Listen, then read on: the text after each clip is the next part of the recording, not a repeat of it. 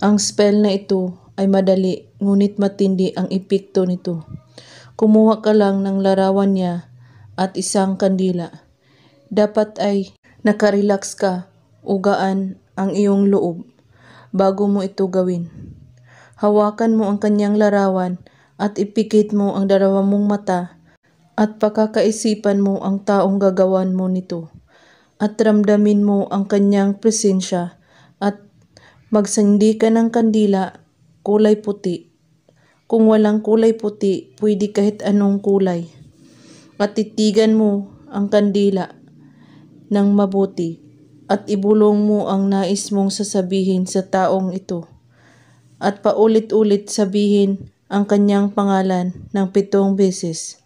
Saka patakan mo ang kanyang larawan sa kandila.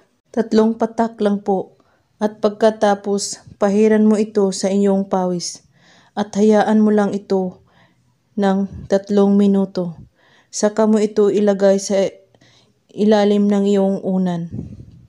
Bago ito ilagay sa iyong unan o punda, ulit-ulitin mo itong sasabihin, hahabulin mo ako palagi. At pagkatapos, tulugan mo ito ng buong gabi. At pagising mo sa umaga, sunugin mo ang kanyang larawan at itapon mo ang abo nito. Gawin ito kahit anong oras at araw, basta't wala kayong ibang iniisip o pagdududa sa ginagawa. At kung may katanungan po kayo ay magko-comment lang po sa ibaba. Maraming salamat sa panunood. May God bless us all.